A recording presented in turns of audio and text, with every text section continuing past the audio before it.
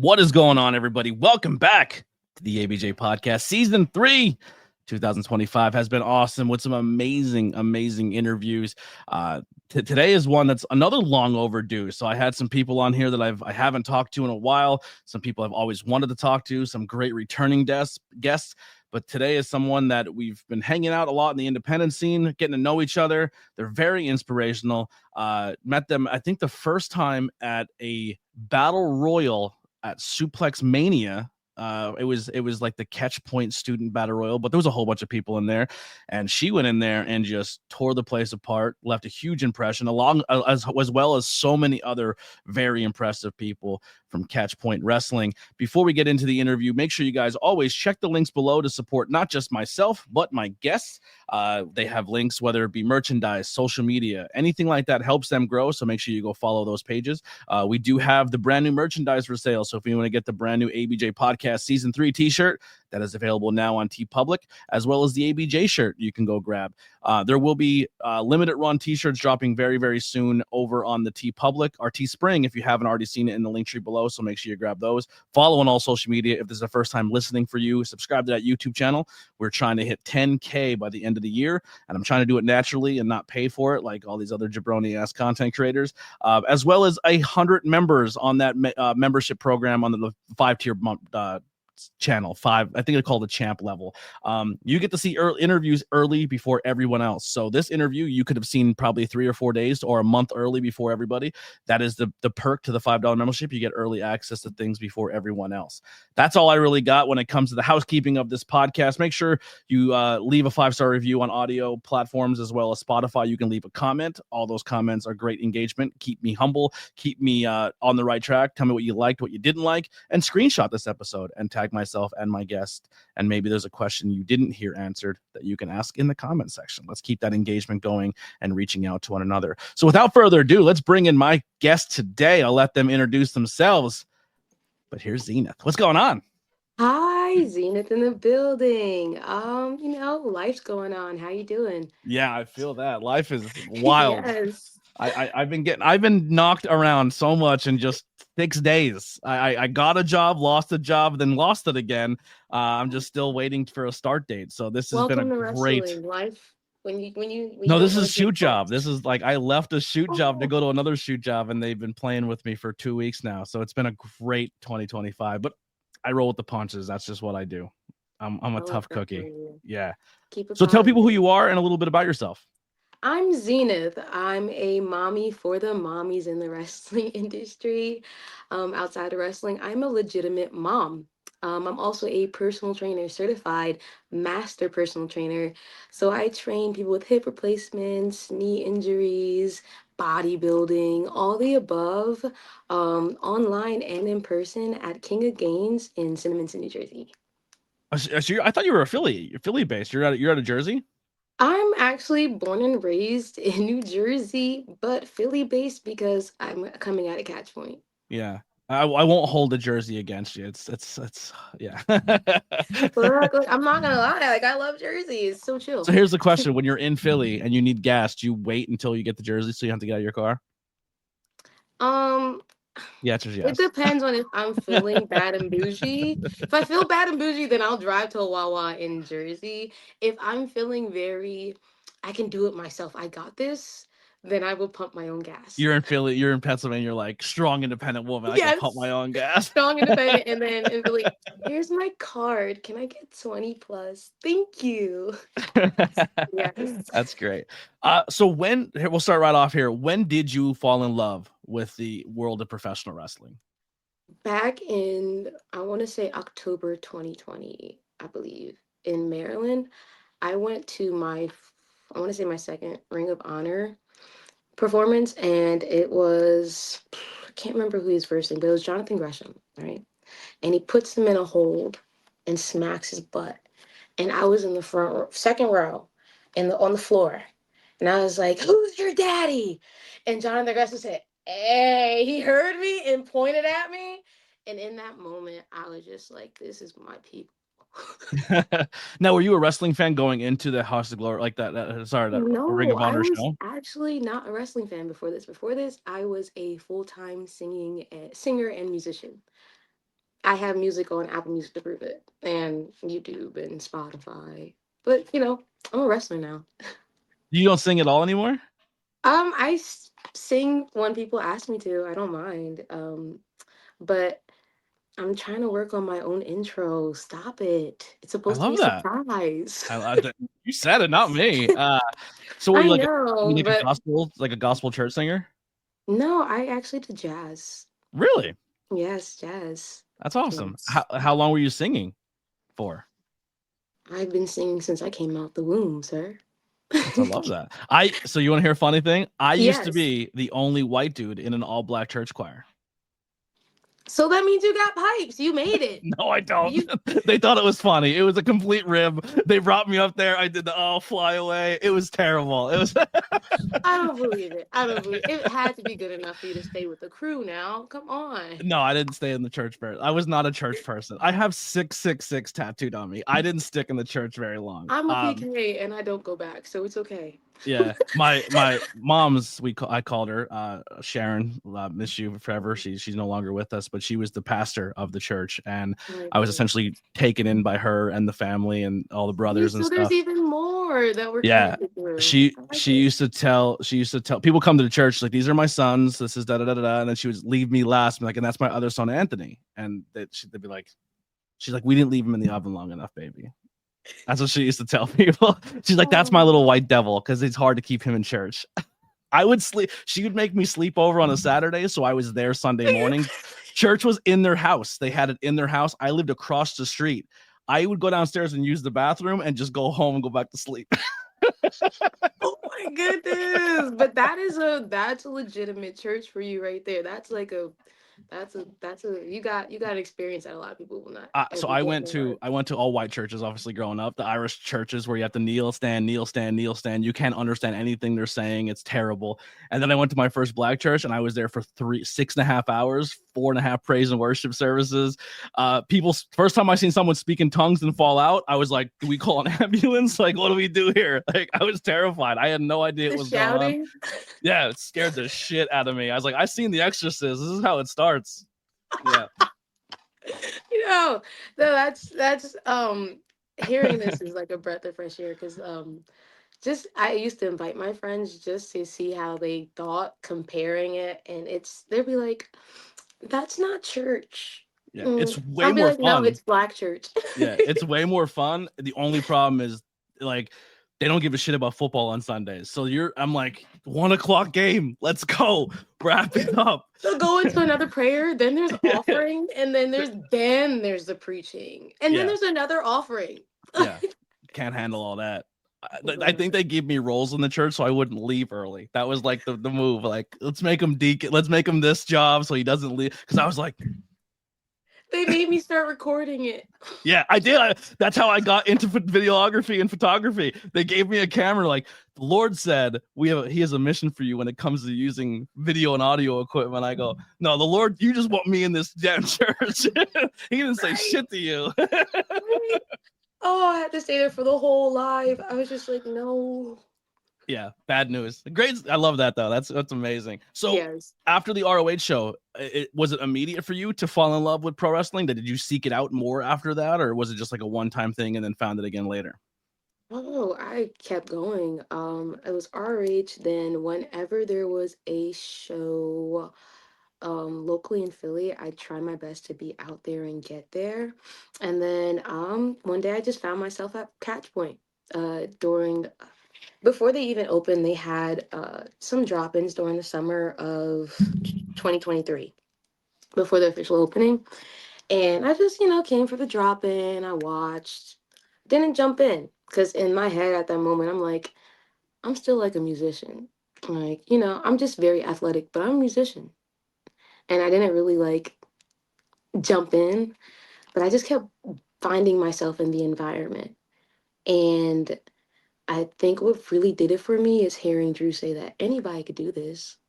And like hearing him say it like repeatedly, Drew Gulak, he repeatedly was just like, anybody can do this. I'm like, I could be a wrestler. And it was interesting.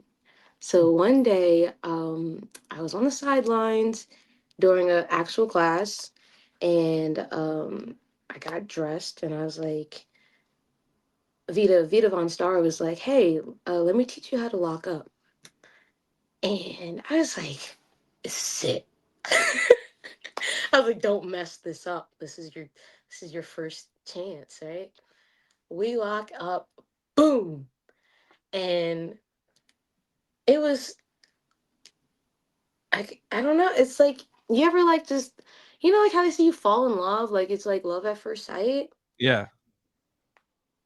love at first lockup. Love at first lockup. I mean, Love at first lockup. Vita's a great lockup partner for your first Vita, time too. Vita, Yeah. it wasn't like, oh, like I'm just gonna teach you something and I'm gonna do it, and like, here, you put your arm here, you put your arm here. No, she just said, boom, you're in it, and now I'm gonna show you. All right, hold my arm. I'm in it, and I'm like, whoa, we're doing this now. But the lack of hesitation to teach me made me feel like I could learn. Yeah. Now, Just jump in there. were you always like super into fitness as well? Like now, obviously, when you see you, Zenith, the wrestler, you're like you are a mini John Gresham. You're short and you're stocked. You know what I mean? Like you're a little muscle hamster. That's what they usually call them. But so was that like when you were a performer? Were you always in the gym and active, and or was that even new too of the body transformation? No, I've been working out since the fifth grade. Wow. Yes, I've been lifting since the fifth grade. Of course, on and off. Once I like got more into music and I actually had to travel, like I've been to Amsterdam, Tennessee, toured up the East Coast and stuff during my high school years. But I stayed in the gym once I found like some time and stability between the performances.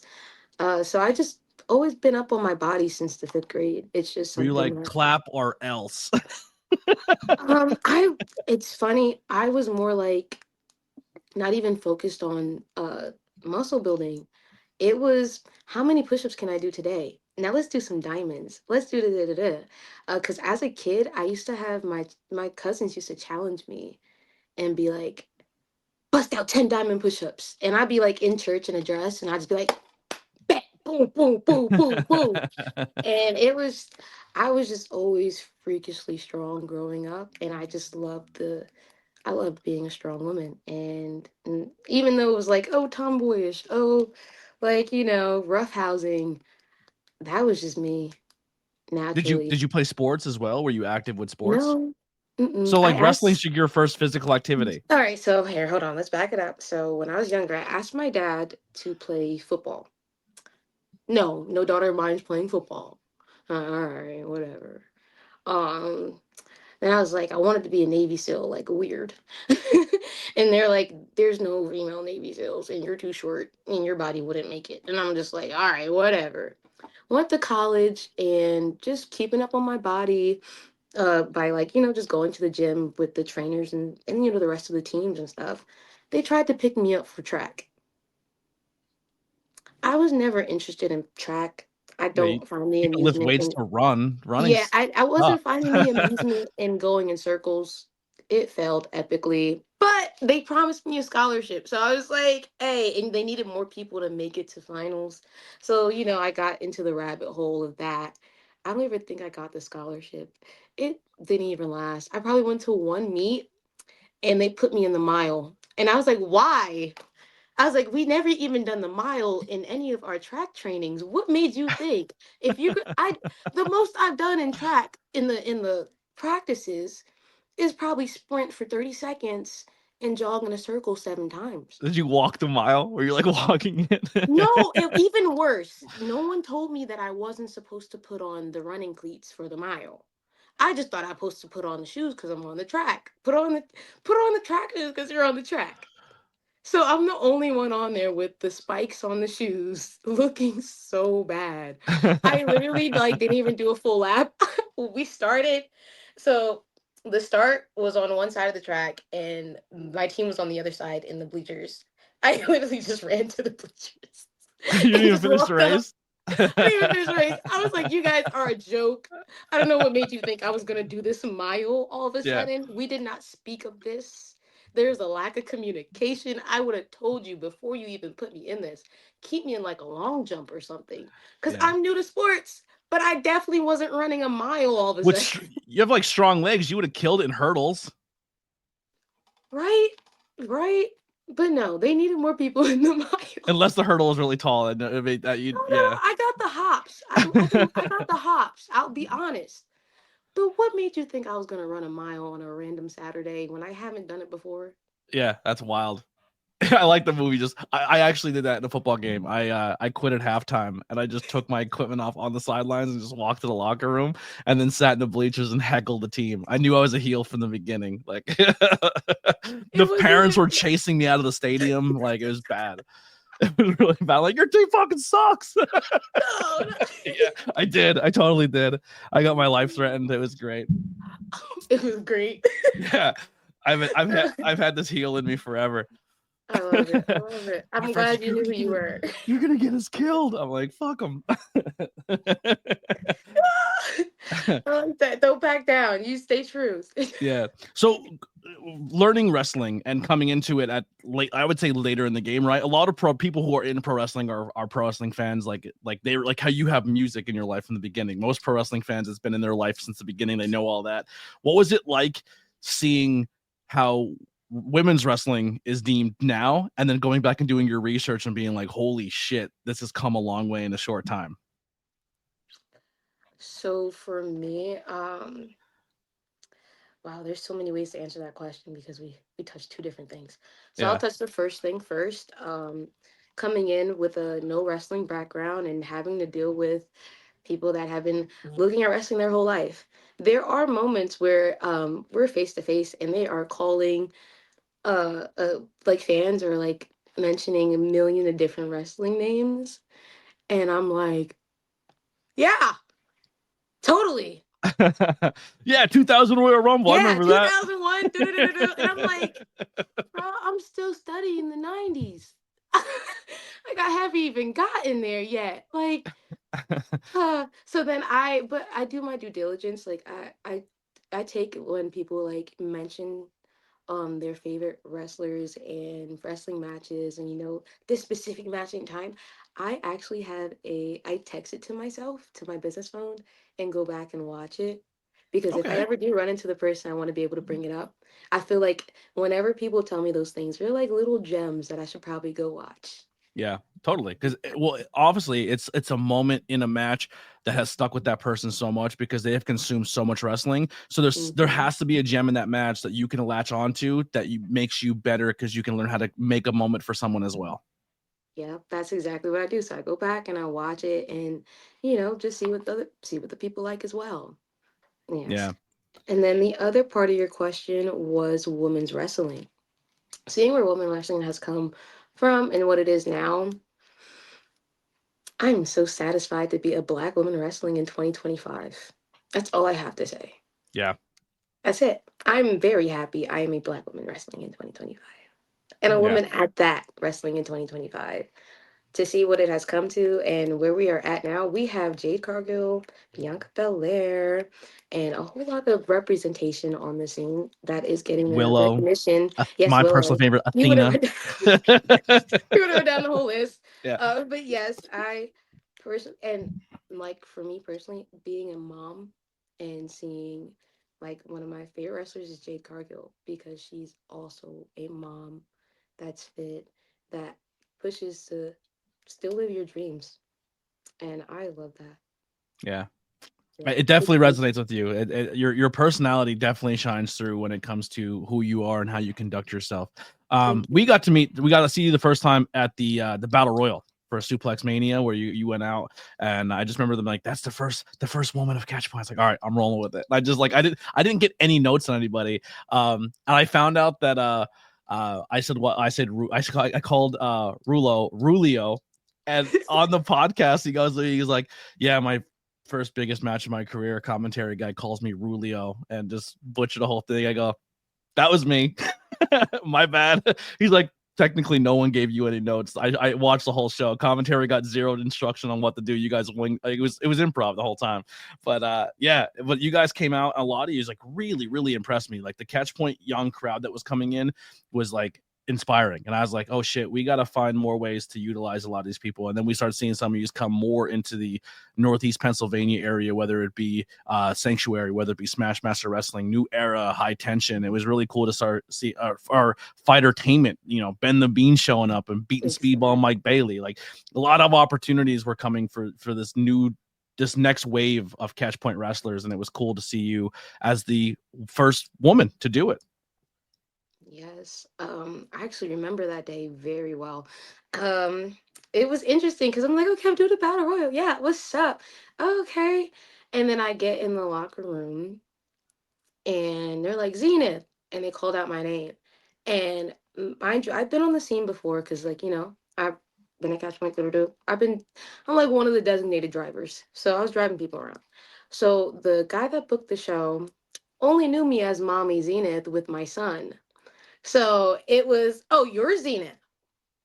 You're in gear now. Oh, with makeup.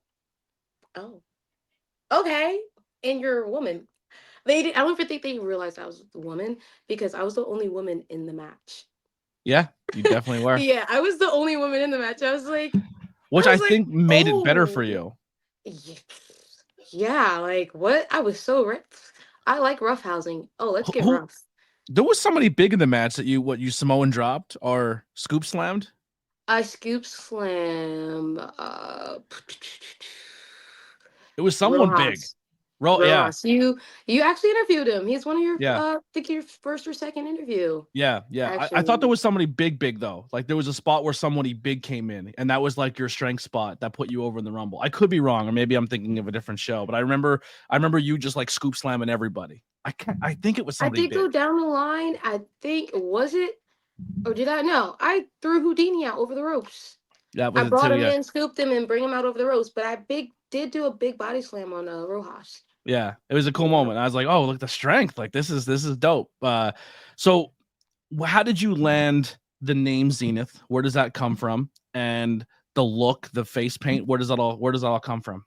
So the name Zenith actually came from training. So my trainers were giving us names to work while we're training for the 6 weeks, and I got Zenith.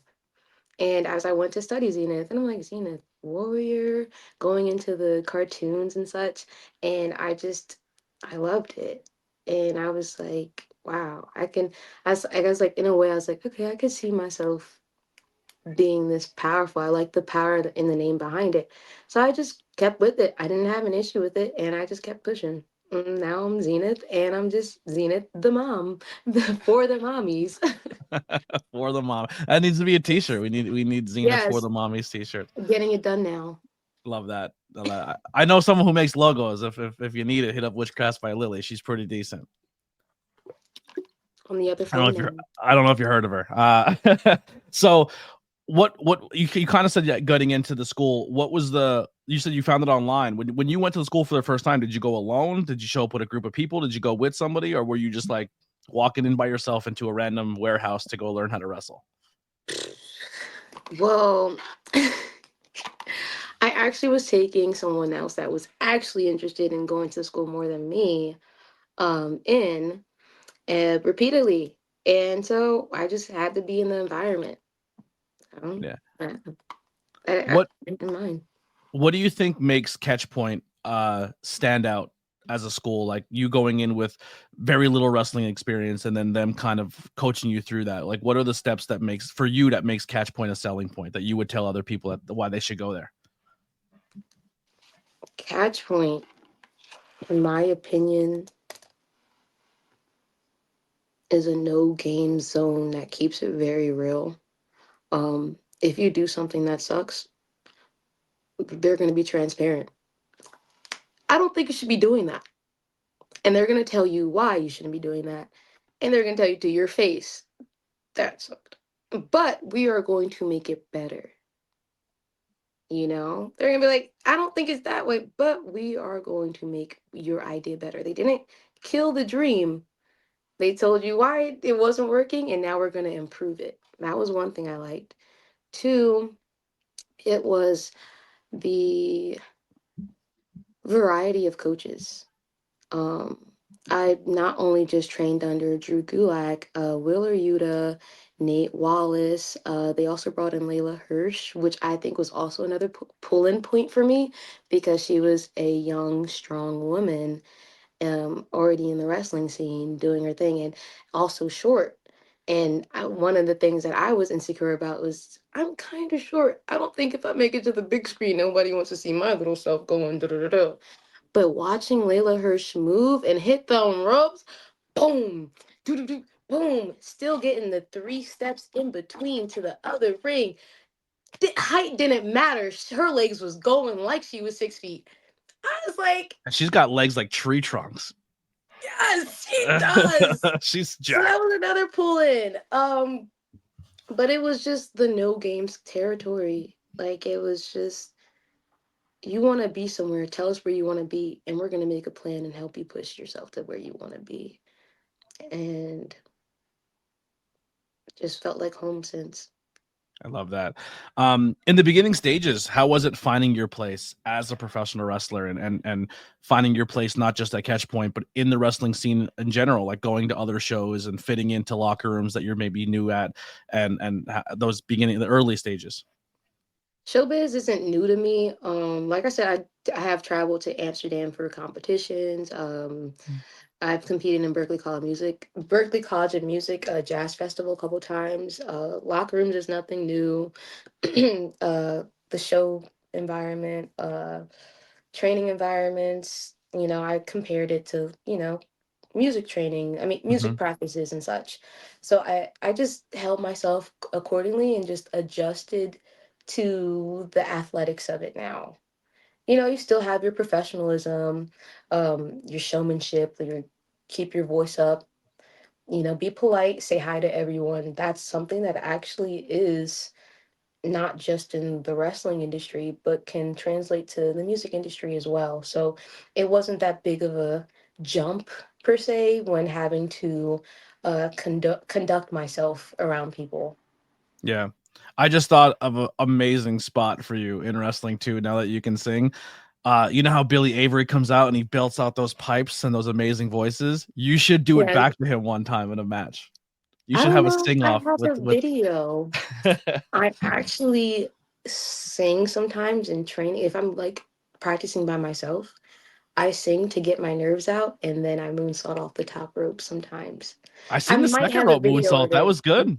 Thank you, thank you. But I actually Yeah. sing to help with my nerves in the ring. So I might actually bring that out more. Yeah, bust it out. Yeah, I mean, listen, even if like you're at not saying it'll ever happen, but if there's a moment where you have to sit out for a show or two, like go ring announce. Like Samantha Irvin was a great singer who can translate her voice in that aspect. Mhm. But I will say this: with Catchpoint and with you, their social media game has been fantastic. I love those little vignette promos of like, I'm Zenith and I'm gonna do this. So then it shows you training and cutting a promo and like watching Yes. everyone get their own version of that. I love them. They're so good. I that that was an amazing experience. I wish I was ready for you to ask this question because I would have had their names up too. Um, but when the school reached out and was like, "Hey, we're going to be recording little vignettes and doing stuff," I was like, "Yeah, let's do it." I was not really prepared to do the full. I'm Zenith, and so Yeah. I was in the side room like, "What am I going to say? Let me just really think about this." But once I got out there and we're recording, it was so much fun. My favorite one, if I'm being honest, is the Vinny Velato one with can't remember his name off the top of my head, but the American Matt Quay, the War. American Yeah, Hammer. Matt Quay. Yep, Yeah. here you go. Here you go. Where they're Matt wrestling. Quay, Vinny Yeah. Villata, and Matt Quay going at it like it was Street Fighter, going back. Well, I thought it I'm was, gonna boom boom. yeah, it's so good. I love them. My favorite. So, we talked about some of the positives and finding your place in the locker room. What were some setbacks or adversities that you have overcome or that you still have go through in professional wrestling? I would say my biggest thing is overcoming my own fears as a wrestler. I'm venturing out into high flying more. So it's a mental game of you versus you. You got to believe in yourself and trust in yourself that you're going to land on your feet. And that's the biggest adversity I come in to play is getting over my overthinking. Yeah. So Yeah. you're saying 2025, we may see a completely different style wrestler Zenith coming out. Maybe Maybe some not a different adding some style, but a aerials, little huh? sprinkle, just a Yeah. sprinkle of some pizzazz for entertainment. Use it when it's important. Don't give it away all the Yes. time. And You know it's what I like mean? I said, sprinkle. Yep. Yeah. Brock Lesnar always didn't hit a shooting star, but when he did, it meant something until his opponent was halfway across the ring and then he almost died doing it. So it's very early to say a lot of these things, but I usually the question normally here is, have you felt like you hit your peak or yet? But we know, and I know probably just from you're too motivated to say like I'm not even close to a peak. I already know how that answer is going to play out. So I'm going to change it up a little bit, and I'm going to ask you, what do you feel that you need to improve on your game going into 2025? I want to improve on my technicalities, of course. I also do technical wrestling, Mm-hmm. but I actually want to work that more into my matches and not just have the power aspect. I want to show people that, hey, I know I'm coming from a musician background, but I want to show wrestling its respect. I want to give the building blocks, give the people technical power and high flying. I want to show my respect for the business completely. I love that. Now, here's the only thing I said. I'm gonna give you a little critique here. I watched you work intergender matches. I watched you work dudes, and I've watched you lay punches and kicks on dudes, and they look amazing. And then I get you and I put you in a women's match, and you throw pillows at these girls, knock their heads off, hit them the same way you hit a dude. It makes you look weak as the powerhouse. You're like, ah! I'm gonna take my note and I will adjust accordingly. Because if ABJ said it, I gotta do it. I think I it gotta do it. happens a lot with women's wrestling, and I'm not like only because I don't know if it's the overthinking of if I hit her too hard, she's gonna get upset with me, or if I hit a dude too hard, if I don't hit a dude hard enough, they're gonna yell at me. So I like, and then there's some females that go out there and they kill each other, and it looks awesome, and they're not afraid to lay them in on each other. But I understand where you're coming from, where if you've never worked the person before, or if you don't see each other very often, you don't want to go in there and be stiff and then be like, oh, now they hate me. ABJ, I'm a woman that benches 200 pounds as a PR. I know. You really want me to lay it in? Do Not you fully, really want me to but lay it put a in? little in there. I do put a little, but people bruise too easily today, Bruise them up. okay? Bruise them up. Bruise them up. I'll take the Bruiserweight note. I division. will take the note and I will adjust accordingly. Yeah. I will say, from just in a year span in 2024 of seeing you from beginning to Mania weekend to seeing end of the year with you and Valerie Verman, like your game has improved vastly, and you can tell your hard work and your everything you're putting into it. Like we were just talking about before, I think I wasn't at the Hamburg Fieldhouse, legendary Hamburg Fieldhouse, but you like leaned up. You're saying you dropped almost 30 pounds, and it's Yes. you didn't need to lose 30 pounds before, but you are just like, you're chiseled up. I'm proud of you. You put a lot of work in. You're always on your social medias. You're posting your workouts. You work super hard, and it's only going to keep going up for you because you have that mind state. And it's cool that you come from another industry and kind of carried the music over to the wrestling. It's because it's so I kind of started the same way. I wasn't in a music, but I was like a roadie for a band where I kind of showed up and helped them carry their equipment in and drove them home when they were all drunk. So there's a lot of similarities in the music business as there is a wrestling business. It's very carny. Exactly.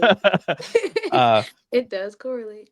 So what are some key moments or accomplishments that you have succeeded with so far in your career that you're proud of? Key moments and accomplishments.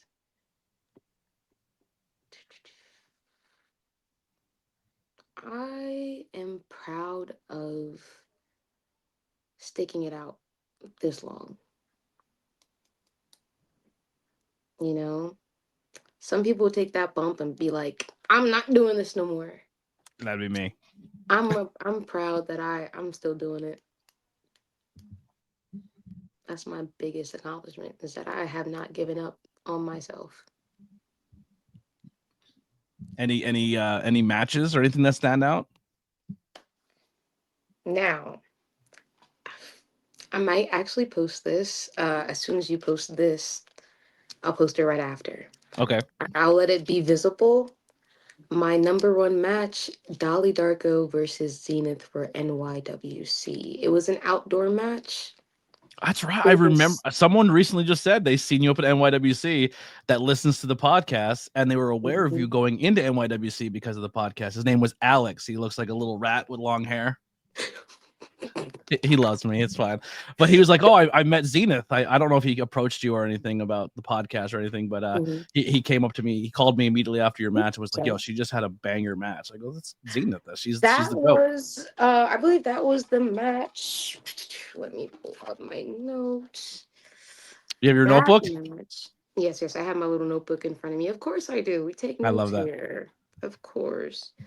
I had Ava Everett. That was the match that I closed the year out with.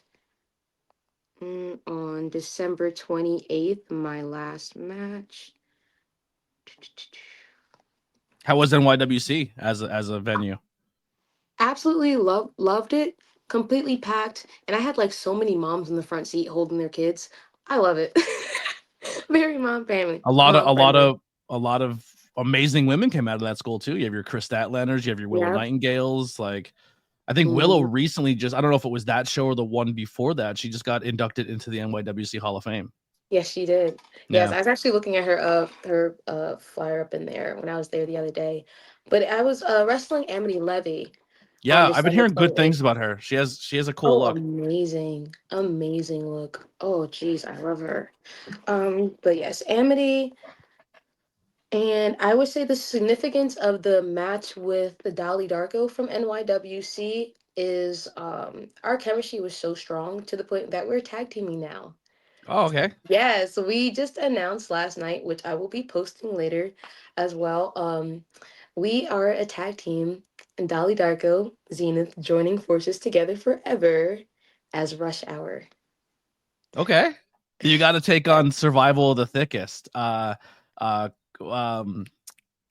Sammy Chaos and Christine. I think it's Christine, right? They're a tag team. And Sammy Chaos actually does wrestle in FWA as well. So let's see if we can get that happening. We just declared an open challenge. You know, I love you to death. I don't know if I want Sammy Chaos walking down the aisle. That scares the shit out of me. I wrestled Sammy Chaos before. How'd it work out? Oh yeah, was it PPW? No, it was at. Was it? I think it was. I want to say it was outside of this super crazy building, but for which one? So many different promotions. I gotta keep up. Honestly, I think a cool like dojo war style, like fight club type deal. I like when schools collaborate. Okay. When schools collaborate with each other. The school she's from, Battlefield or Battle Club. I think it's Battle Club. I always get confused them because I always think of Alpha's promotion and they're very similar. But their school in New York and Catchpoint collaborating would be sick because like their school has like Prince Ahmed and Jorge Sante and Masha Slamovich is his coach up there, and mix that with the Tracy Hot Sauce Williams, Wheeler Yuta, and Drew Gulak. That would be a seminar for the ages. Like that'd be two schools that would be sick to collaborate. Yeah, that would be awesome. You versus Cosmic would be a cool match too. Cosmic's a female wrestler out of that school. She's a badass. Yeah. Look into that. If you're traveling to New York that way, definitely check them out.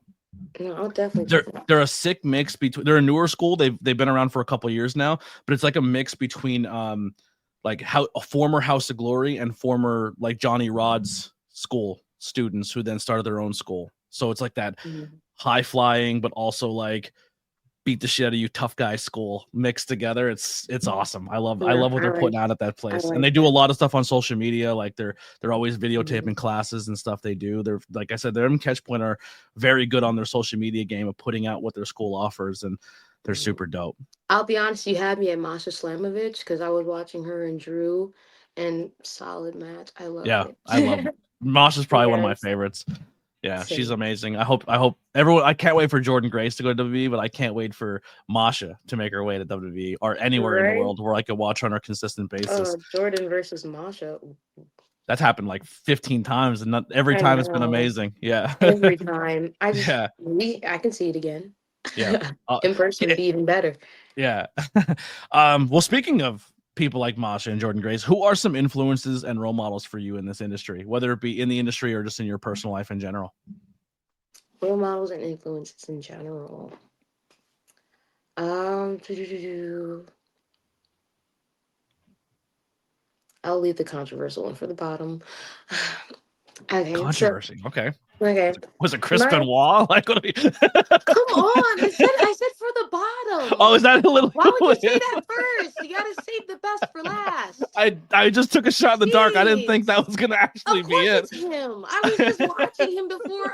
I literally was just watching him before I got on the. I would have never guessed. I mean, obviously I did, but I didn't think you were gonna go there. He's in ring. He's amazing. Yeah, totally amazing. Everything else is yikes. Not good. Talk about it. Yeah. Yikes. But yeah, save the best for last. Yeah, yeah. Of course, at the top would be Jonathan Gresham. Of course, who's your daddy? I'll never forget that. Jonathan Gresham. Then it would be Bianca Belair, and then we would have RVD. RVD. Okay. Yes. I have a ECW Television Championship up there. Yes. And then Jade Gargill, she's the umbrella over them all because personally she's a mom, so she doesn't even have to be on the list to count. Mm-hmm. Yes. And if I get a match with her, I think I might have a heart attack. I don't know. Soon. Keep grinding. It'll happen. Keep grinding. It'll pop up for you. Yes, I hope so. Anyone else that stands out for you? That would be it for now. Yeah. No, you said you're watching 90s wrestling, right? Yes. Did you watch any Jacqueline matches yet? Yes, I actually have watched a few Jacqueline, but I've been really focused on Awesome Kong. Awesome Kong, she's very good too. Jacqueline was so underrated. Her and Victoria or Tori were super good at that time, and they were like the only two who actually were wrestlers, where everyone else were kind of like swimsuit models. But they were super good. Yeah, I'm a big fan of both of them. Awesome Kong is so good too. Did not get enough credit in the WWE, or what a bigger company. So goals you have set for yourself, whether it be personally or in your industry. What are you shooting for 2025? For 2025, I'm shooting past the stars. I'm training every day. Seriousness hasn't met seriousness until it's met me. Like, I don't know how I can tell you otherwise, and I'm just full focus, zoned in on being the best Zenith I can be. Let the passion take me further. I love that.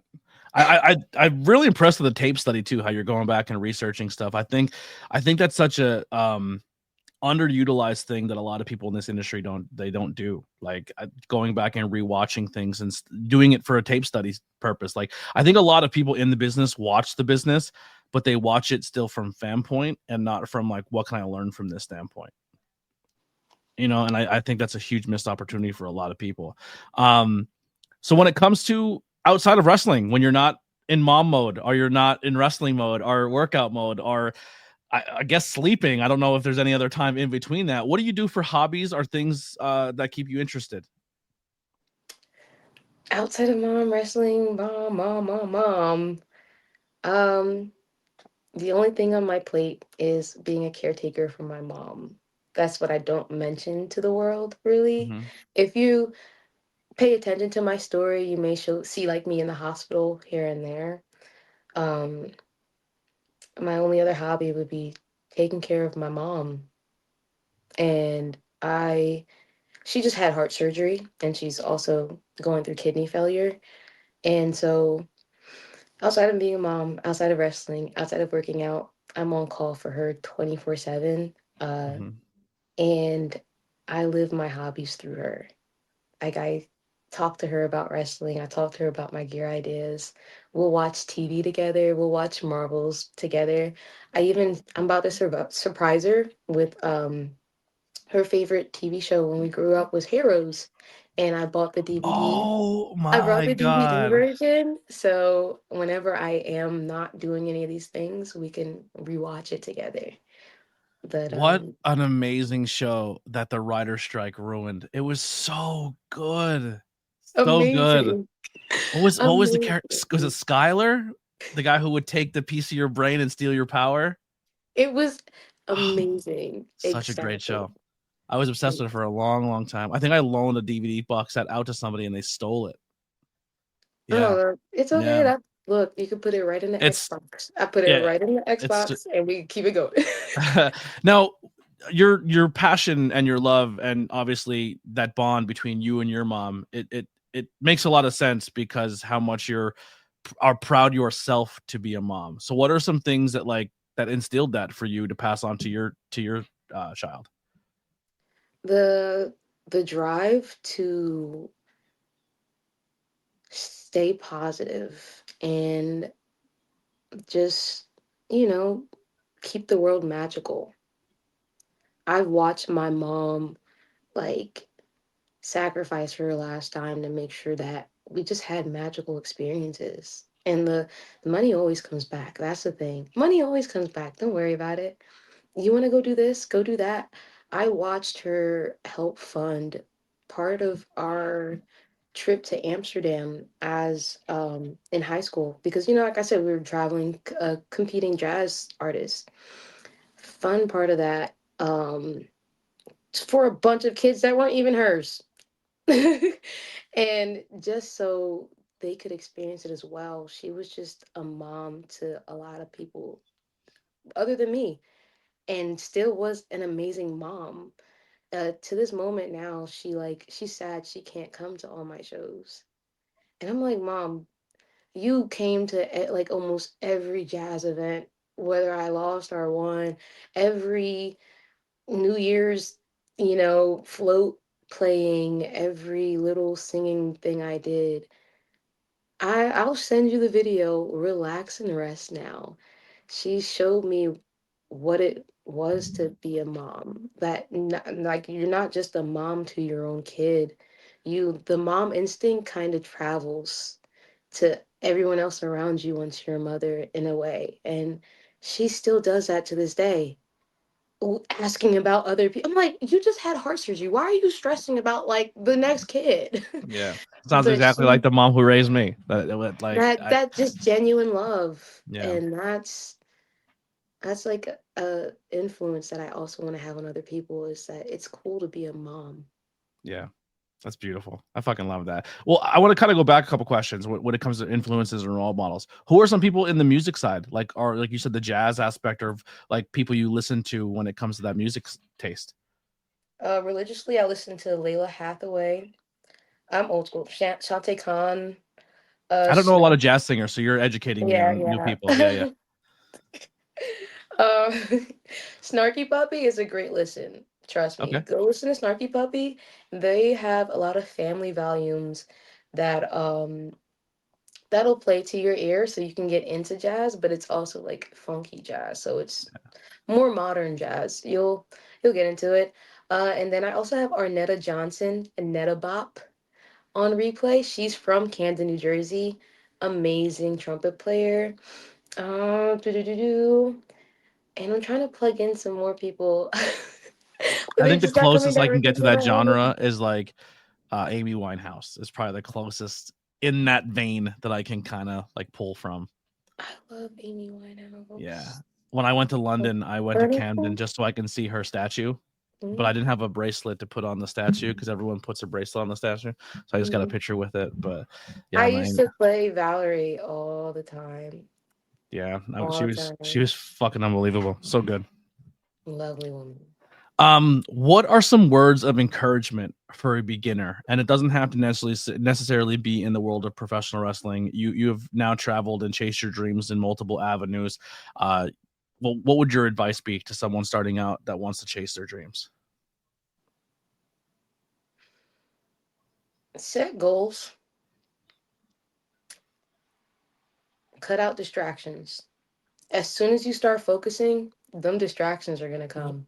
Mm-hmm. I'll tell you that. Set goals. Cut out distractions. Remember that it's you versus you. You are going to be your biggest critic and your biggest enemy at the end of the day, because you're going to stop you from getting up. You're going to stop you from going to sleep and getting the rest that you need. You're going to stop you from making the next big move.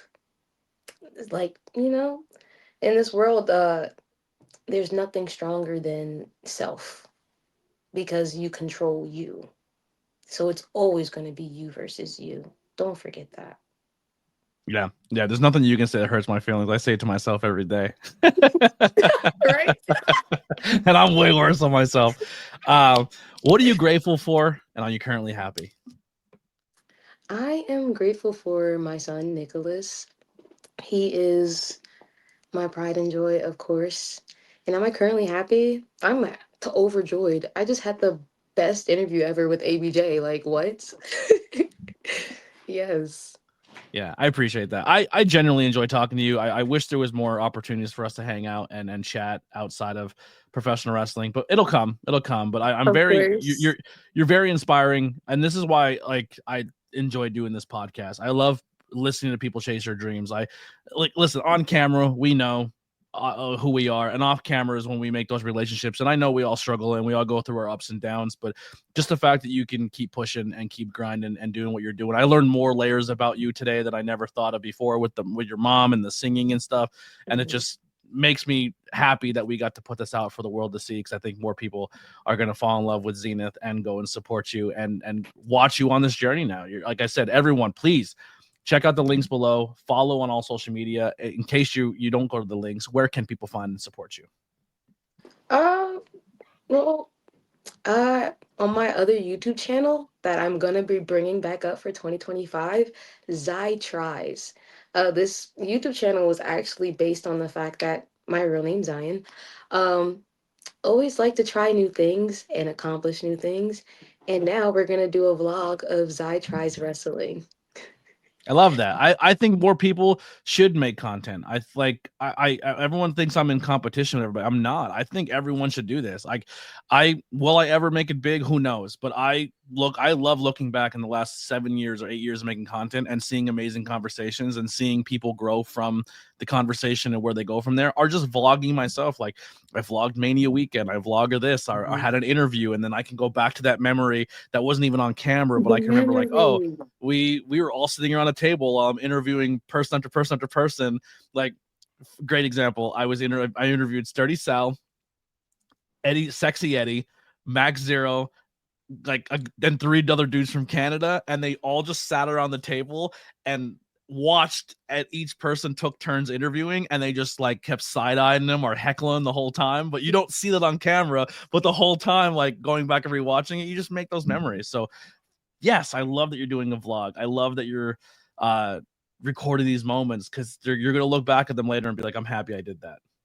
Yes, and that's the goal. I love like when my phone says, "Hey, memory from 4 years ago." It's just like that. So what's gonna entail with this channel? Like, what are you gonna, besides wrestling, is it gonna be just like journey throughout the day and going through that? Well, it's whatever I want to try. So hopefully in 2025 we have Zai try skydiving, which I've been Ooh, trying to get to for the past 2 years. So we're gonna have a skydiving video for the first go around. Second thing I'm working on, not releasing, is doing a all day live for self-love and self-care on Valentine's Day. all right, 24-hour Yes. stream. And yes, a 24-hour stream, and I want to bring in interviews so people can, focus on mental health, self-love. And there's like single people on Valentine's Day that just need things to do too. Absolutely. There may be a possible wrestling mental health podcast making a return with me and hosting with somebody else on the HTW Network to keep an eye out for 2025. And we're always looking for guests. So if anybody wants to come and chat it up, hit us up. We'll be doing that very, very soon. There's a lot of awesome stuff coming. I'm very, very excited for. Man, actually, I have one more closing thing. It's 2025. Everyone's posting their hit lists. Let's speak things into existence. Who does Zenith want to fight in 2025 or wrestle? I'm all about manifesting. So let me write this down. Okay. We have on the top of the list Maya's World. There we go. I've only met her in person once, and I think at the time she didn't even know I wrestled. So top of the list is Maya's World. Second is Jada Stone. Ooh, you guys were both at Suplex that day too. Yes, and so was Maya. So I said, we met in person. Let's see here. Third. If I got to wrestle Tracy Williams. I was going to say that'd be a good one. I watched Tracy versus Willow at an LVAC show, and I think Willow broke his face, if I'm not mistaken. I think she broke his orbital bone. I could be wrong, but they beat the dog shit out of each other, and it was one of my favorite matches of that year. They were unbelievable. Ask him about it. It was at Avery Good's retirement. Yeah, it was at Avery Good's retirement match at Weyerbacher Brewing, and it was Willow versus Tracy Hot Sauce Williams, and it was my favorite match of the show. See, it was awesome. Now I'm gonna ask him about it on Thursday's training, of course. I actually showed this off to one of your other fellow students. So let me see. I have my mark book, right, and most of this comes from like pro wrestling crates and stuff. So a lot of these I didn't actually personally get myself. So, but it's a whole bunch of like different autographs and stuff. Or if I get to work with somebody at a meet and greet. But I went to a venue one time, and there was old 8x10s from a wrestling company that no longer exists anymore. But they had these 8x10s sitting there, and I thought they were the coolest fucking things I've ever seen in my life. And I'll share them with you real quick. I didn't do this on camera last time with the other person I showed them to, but I thought this is pretty funny. If I can find it, Jesus Christ, where are they? But go ahead. Keep doing your list while I pull this up. Jocelyn Navarro, and I think her name is Jasmine Howe. Okay. Yeah, Jocelyn Navarro and Jasmine Howe. Now, speaking of Vita, there's Vita right there. I freaking love Vita. We actually did a tag team match. It was me and Vita versus Salem and Mother Endless. Mother Endless is sick too. Yeah. So do you know who these guys are? No, two of them are. Yeah, two of them may have helped you a little bit in your career. And the other one, I could never. The other one, he's a good guy. And then these guys are on AEW a couple times. Yeah. Player Uno and Player Dos. I thought I had another one there. And then these two guys. We're talking about that Avery Good. Mm-hmm. And then Deshaun Pratt. I'm a huge Deshaun Pratt guy, and that's him back in the day. Yeah, I found those other things. I was like, I'm buying those. No, that's a super cool binder, actually. Now I kind of want one. I might start one now. Yeah, I don't do anything with them. They kind of sit there. But if you get some cool ones every now and then, they pop them in. But I'm gonna risk on a star and say Jonathan Gresham, of course. Ooh. Triple threat, you Jonathan versus you Jonathan and Jordan all in one match. Okay, I gotta put it in Jonathan versus Jordan versus me. Zeta. Masha. Put Masha on the list. And Masha. Yeah. I'm running out of paper space. I wrote too big.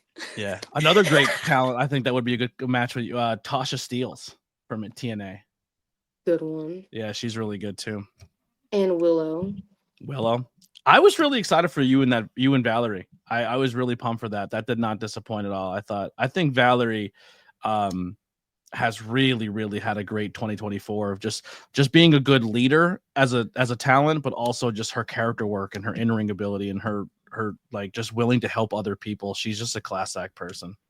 She was absolutely amazing to work with.